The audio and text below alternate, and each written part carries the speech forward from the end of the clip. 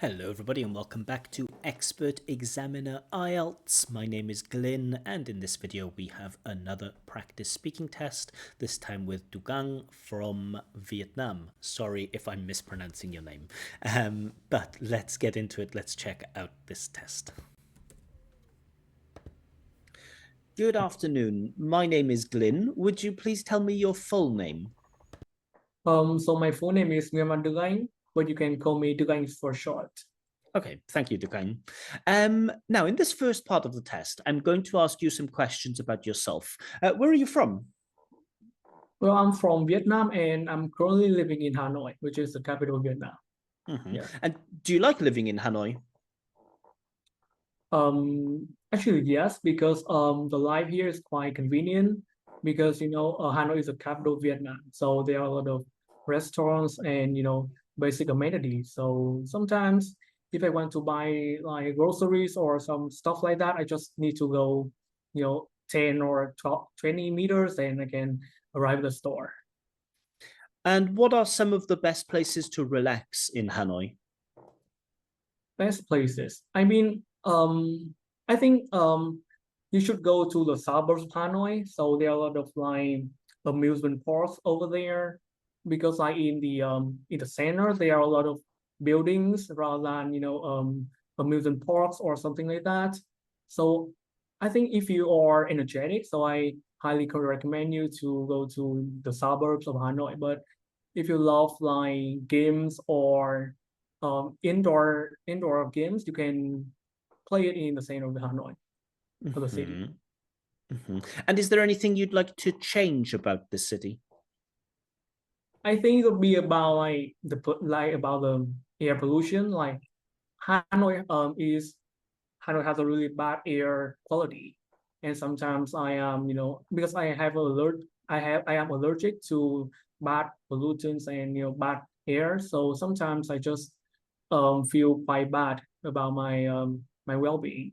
So like if I had a chance to like change something about Hanoi, so probably I would move all of the industrial zone to other provinces so that like the Hanoi could be Hanoi could improve its air quality.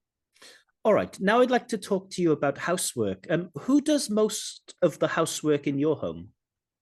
Actually, my mom for sure. But like sometimes I still try to dedicate some time to help my mom do the household chores. Yeah, And are there any kinds of housework that you really don't like doing? I don't know. Probably it's about like mopping the floor. I mean, because like my house is quite large, so like usually when I mop the floor, it would take about like 30 minutes. Actually, not 30, but about 20 minutes. I feel like it's such a waste of time. So sometimes I am put off, cleaning the floor. All right, now let's talk about music. What kind of music do you listen to? Usually I would listen to pop music. Actually there are a variety of genres, musical genre, but I just I just passionate about pop music because I feel like the music is quite easy to hear. The melody is quite catchy, so that's why. And have your tastes in music changed in the last 5 to 10 years? Actually, no. I mean, actually, I have I have been trying some other musical genres such as rock or R&B, right? R&B, but I feel like it is not as good as pop music. Because they are sometimes I feel like it's not catchy and kind of hard to relate to. Because usually like there are a lot of pop songs in Vietnam about love and about love and family, and I can relate quite well to that. So that's why I love hearing pop music. Okay, thank you. Now, in this next part of the test, I'm going to give you a topic, and I would like you to speak about this topic for 1 to 2 minutes. But before that, you will have 1 minute to prepare for your talk, and you may take notes if you wish. Do you understand? Yes. I will now share the topic on my screen. Can you see the topic? Yes. I'd like you to describe a time you were late for something. Your 1 minute of preparation time starts now. Okay, so that's the end of your preparation time. To remind you, you will have between 1 and 2 minutes to give your talk, and I will let you know when the time is up. Can you start speaking now, please? Yes. So when it comes to a time that I will late for something, I'm going to tell you about the time that I will late for my presentation. So actually it was about 1 year ago. So at the time, I and some of my friends had to give a presentation about some strategies to learn English during my English lessons. But like actually I was late for that because when I was when I from my home to the school, there was a traffic congestion, and it was about like 30 minutes before like the police kind of come there to ease the traffic jam. And then when I arrived at the school, my team were, I mean, the teacher kind of lowers our points by 3 points. And after the presentation, I kind of had to apologize my friends and also the teacher.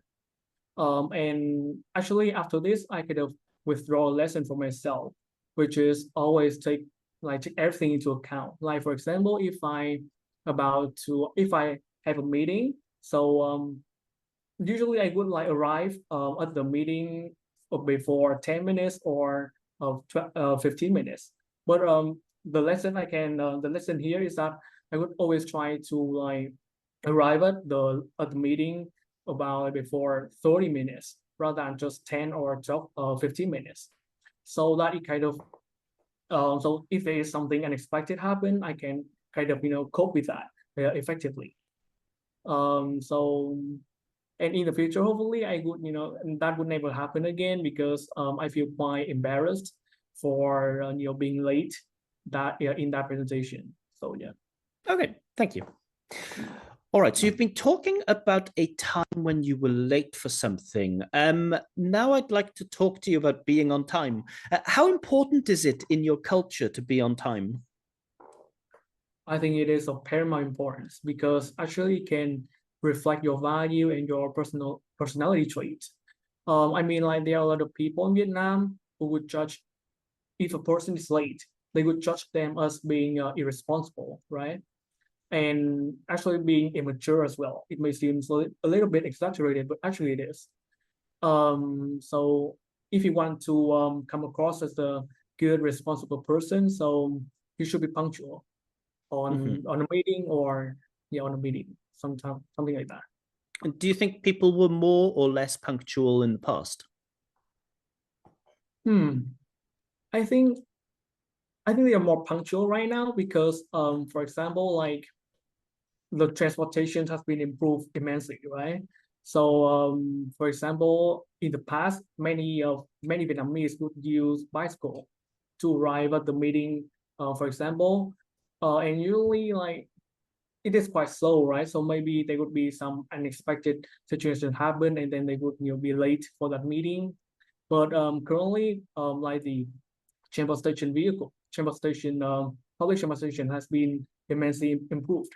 So like you can like arrive the meeting just in maybe 15 or 20 minutes. It is much faster compared to the past. So like the possibility of being late for meeting, let's say, is much lower.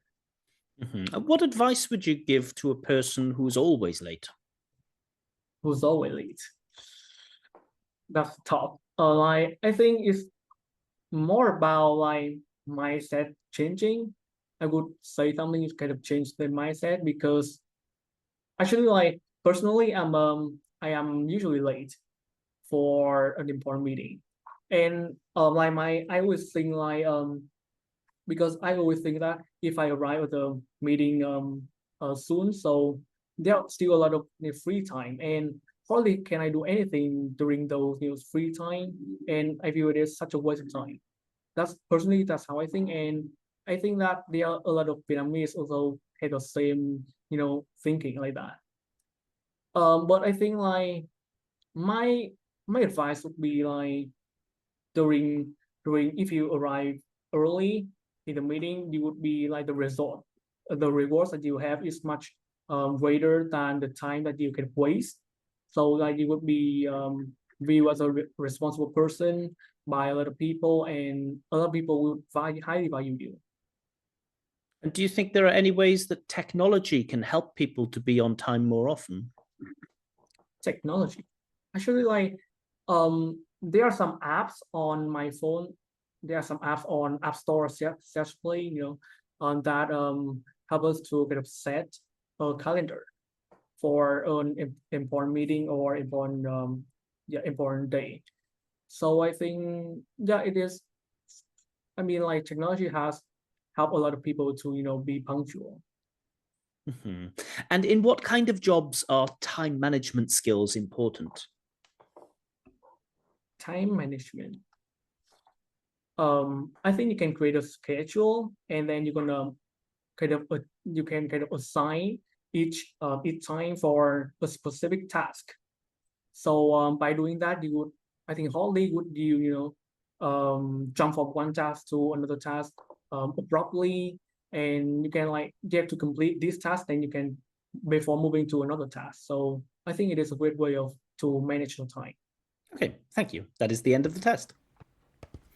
All right, so I hope you enjoyed that practice speaking test. Do let us know in the comments what you thought of it and what scores you think he got. Of course, I will make another video either tomorrow or possibly on Tuesday with my comments and some feedback and scores for this performance. And also, if you would like your own free practice IELTS speaking test, please do get in touch. I'm also checking some writing at the moment too, so if you would like me to check your writing and give you feedback, also get in touch. Information on how to contact me is given below. I will ask you to be patient. I have a lot of requests at the moment. I try to get back to as many people as possible, but if I don't reply immediately, please don't harass me with tens of messages. But for now, I'll leave it there. Thank you very much. Have a wonderful day, and bye-bye.